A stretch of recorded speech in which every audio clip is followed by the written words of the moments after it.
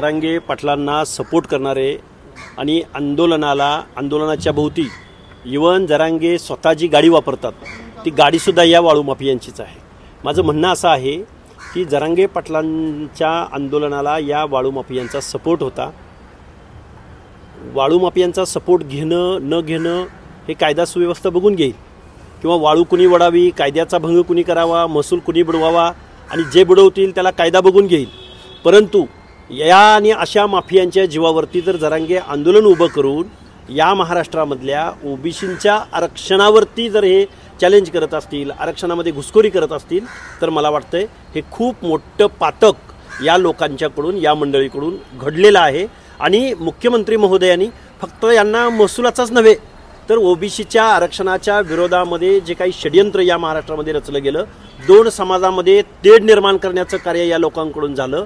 या लोकांना कठोरातली कठोर शिक्षा झाली पाहिजे। आणि याच्या पाठीमागं हे षड्यंत्र रचणारा, आता जे धसांच्या भाषेमध्ये बोलायचं म्हणलं तर यांचा आका कोण होता, त्या आकाचा पहिल्यांदा शोध झाला पाहिजे। आणि आका हा शब्द आता परत मला वाटतं या महाराष्ट्रामधला बिनीचा शब्द आहे, तर या आकाचा शोध घेतला गेला पाहिजे। तुम्ही त्यांच्यावरती षड्यंत्र असल्याचा आरोप करताय, मात्र त्यांचं असं म्हणणं आहे की हे सगळं देवेंद्र फडणवीसांचं षड्यंत्र आहे आणि त्यांना रोखण्यासाठी हे सगळं सुरू आहे असं त्यांचं म्हणणं आहे। जी कारवाई झाली ती योग्य वाटते का तुम्हाला? हे सगळं षड्यंत्र बघा, वाळू ओढणाऱ्यांना, महसूल बुडवणाऱ्यांना, गोदावरी नदीची चाळण करणाऱ्या लोकांना, टिप्पर किंवा महसूल बुडवणाऱ्या लोकांना यांना काही देवेंद्र फडणवीसांनी आमंत्रण दिलं होतं का तुम्ही अशी वाळू ओढा म्हणून? त्यामुळे मला असं म्हणायचं आहे की या माफियांना शिक्षा झाली पाहिजे। आणि जरांगे पाटलांच्या पाठीमागं जर असे माफिया गुंड, आणि फक्त वाळू ओढण्यापुरतं मर्यादित नाही आहे, बीड शहर जाळलं जात होतं त्यावेळी त्या बीड शहरामध्ये आंतरवली सराटीमध्ये गोळीबार करणारी माणसं, दंगल घडवणारी माणसं, ही माणसं कोण आहेत? यांना मोकापेक्षाही मोठा गुन्हा यांच्यावरती दाखल होऊ शकतो। मोका निश्चित मकोका हा कायदा या सगळ्या मंडळींना संघटित आहे।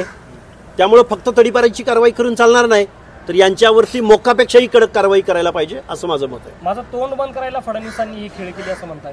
वाळू ओढायला फडणवीसांनी थोडं सांगितलं होतं त्यांना, किंवा बीडमध्ये गोळीबार करायला, लोकप्रतिनिधींची घरं जाळायला थोडं सांगितलं होतं, आंतरवली सराटी किंवा 2-3 जिल्ह्यामध्ये सामाजिक तेढ निर्माण करायला थोडंच फडणवीसांनी सांगितलं होतं। त्यामुळे मला असं वाटतं की या सर्व लोकांना शिक्षा झाली पाहिजे।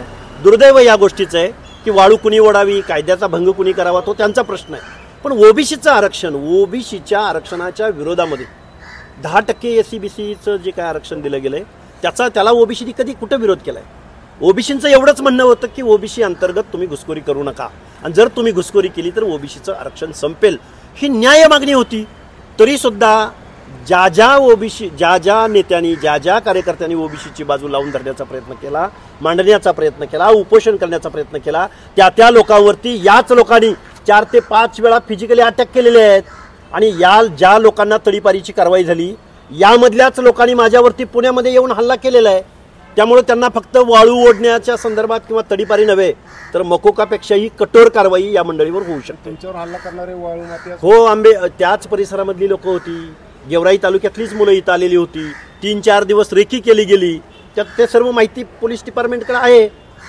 पण विषय असा येतो की फक्त यांनी वाळू नाही ओढलेली, तर या लोकांनी दोन समाजामध्ये तेढ निर्माण करण्याचा प्रयत्न केलेला आहे। सुरेश धस यांचं एक वक्तव्य आहे की संतोष सूर्यवंशी यांच्या प्रकरणात जे पोलीस होते त्यांना माफ करा, म्हणजे जो लॉंग मार्च सुरू होता तो त्यांनी थांबवला आणि त्यामध्ये ते वक्तव्य केलं। सुरेश धसांचा खरा जातीवादी चेहरा समोर आलेला आहे। सुरेश धस ज्या मतांवर निवडून येतात त्या ओबीसींच्या विरोधामध्ये गरळ ओकणारे सुरेश धस, किंवा सुरेश धस यांनी ज्यावेळी निवडून आल्यानंतर विजयाचा गुलाल घेत असताना त्यांनी ओबीसीच्या नेत्यांवरती आणि ओबीसीच्या, इवन माझंही नाव घेऊन, मी तर तिथं प्रचारालाही गेलो नव्हतो, त्यामुळे सुरेश धसांचा हा खरा जातीवादी चेहरा समोर आलेला आहे।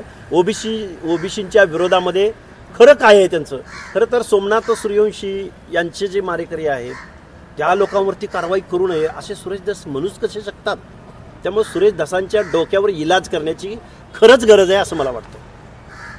दुसरीकडे पंकजा मुंडेंचं वक्तव्य आहे, गोपीनाथ मुंडे यांच्यावर प्रेम करणारे जर सगळे नेते जमले किंवा कार्यकर्ते जमले तर एक स्वतंत्र पक्ष स्थापन होऊ शकतो। हे बघा, पंकजाताई एका पक्षाच्या वरिष्ठ नेत्या आहेत, त्यांनी काय करावं किंवा करू नये यापेक्षा आज रोजी एका ओबीसीच्या संघटनाची, लढाऊ संघटनेची या महाराष्ट्रामध्ये गरज आहे। आज रोजी महाराष्ट्रामध्ये ओबीसीची विचारधारा मांडणारा एक पक्ष निर्माण होणं ही अत्यंत काळाची गरज आहे. नाहीतर सुरेश धस सारखा माणूस ओबीसींचीच मतं घेतो आणि विजयी सभेमधून सांगतो की अरे हाके मला धनगरांनी एवढी मतं दिलेत, त्याच धनगरांची बिंदू निमावली, त्याच धनगरांच्या शिक्षकांसंदर्भात 8-10 दिवसामध्ये महिन्याभराच्या कालावधीमध्ये गरळ वकतो. अशा लोकांना आम्हाला निश्चित धडा शिकवता येईल. ओबीसीचं संघटन या महाराष्ट्रात असणं आवश्यक आहे आणि त्याच्याही पलीकडे जाऊन या महाराष्ट्रामध्ये एक ओबीसीचा पक्ष असणं आवश्यक आहे की जेणेकरून जे लोक ओबीसींच्या मतावर निवडून येतात आणि निवडणूक जिंकल्यानंतर लगेच या महाराष्ट्रामध्ये ओबीसीवरती ओबीसीच्या बाजूने बोलायला तयार नसतात, या लोकांना धडा शिकवण्याची गरज आहे. आणि याच्याही पलीकडे जाऊन या महाराष्ट्रामध्ये कारखानदारांचं राजकारण आहे. या महाराष्ट्रामध्ये सर्वसामान्य माणसांची राजनीती, धोरण ठरवणारे पक्ष, धोरण ठरवणारं नीती या महाराष्ट्रामध्ये ओबीसीचा पक्ष निर्माण झाल्याशिवाय येणार नाही. अभिनेते राहुल सोलापूरकर पुन्हा एकदा चर्चेत आले. आधी छत्रपती शिवाजी महाराजांबद्दल वादग्रस्त विधान आणि त्यानंतर आता पुन्हा डॉक्टर बाबासाहेब आंबेडकरांबद्दलचं विधान. हे बघा, राहुल सोलापूरकरांनी अशी वक्तव्य टाळावी. कारण सामाजिक उत्थानाचं काम करणारे महामानव असतील किंवा महापुरुष असतील, राष्ट्रपुरुष असतील, या महाराष्ट्राचं आराध्य दैवत असेल, या दैवतांबद्दल बोलू नये. कारण तेवढं कर्तृत्व किंवा त्यांच्यावर बोलण्याची आपली लायकी आहे का? लायकी नसेल तर सामान्य माणसाप्रमाणे राहावं. एवढ्या महामानवावरती टीका करून राहुल सोलापूरकरांनी जी अभिनय क्षेत्रामध्ये जी काही एक पत मिळवलेली होती ती पत पाण्यात मिसळलेली आहे. त्यामुळं राहुल सोलापूरकरांच्या डोक्यावर खरोखरच छत्रपती शिवरायांबद्दल असं वक्तव्य करणाऱ्या राहुल सोलापूरकरांना शॉक ट्रीटमेंट देण्याची आवश्यकता आहे किंवा वेड्याच्या इस्पितळात दाखल करण्याची आवश्यकता आहे. मनोज जरांगे यांनी ज्या नोटवर उपोषण सोडलं होतं त्याचाच पुढची री ओढत ते पुन्हा एकदा उपोषणाला बसण्याचा त्यांनी इशारा दिलेला आहे. जरांगे पाटलांनी